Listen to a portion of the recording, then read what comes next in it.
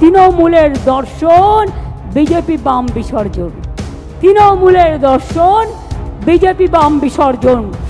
বাংলাকে বদলাতে গিয়ে ভারত সরকারের বদল হবে না তো, দিল্লিতে পরিবর্তন করার আছে।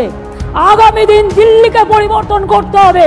আজকে শহীদ স্মরণে শহীদ রক্তে তর্পণ করে বলছি, তোমরা যতক্ষণ বিদায় না নিচ্ছ আমাদের তো থামবে না লড়াই, আমাদের লড়াই থামবে না, আমাদের লড়াই থামবে না।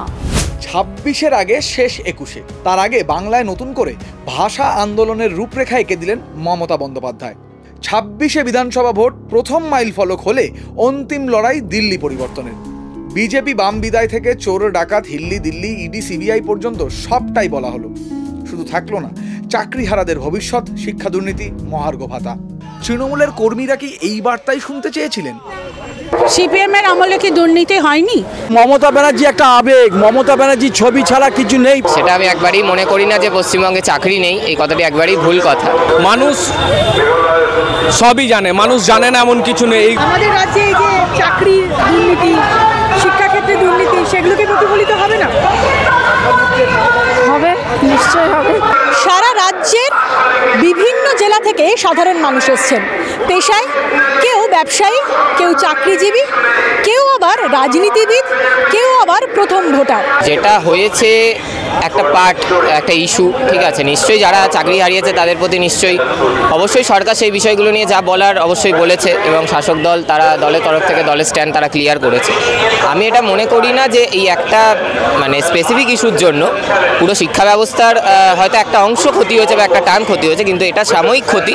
অবভিয়াসলি দুর্নীতি হয়েছে, কিন্তু তার সাথে মমতা ব্যানার্জির যে একদম কানেক্টেড, উনি তো মানুষকে এত রকম পরিষেবা দিচ্ছে। 2026-এ এর কোনো প্রভাব পড়বে বলে তো আমার মনে হয় না, কারণ ওনার কাজ ওনাকে আগে এগিয়ে নিয়ে যাবে।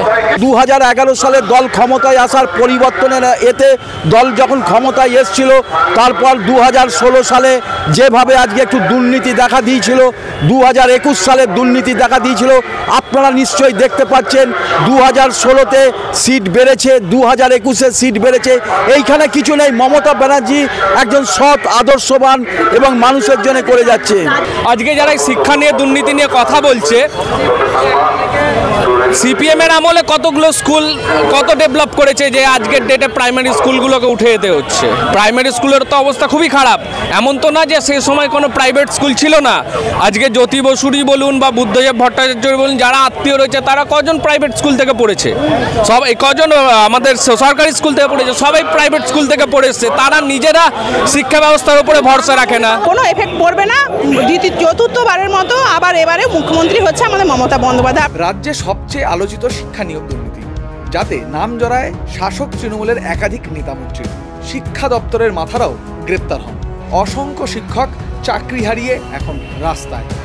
হঠাৎ করে এত লোকের চাকরি চলে গেল, সরকারি চাকরি করতো যারা,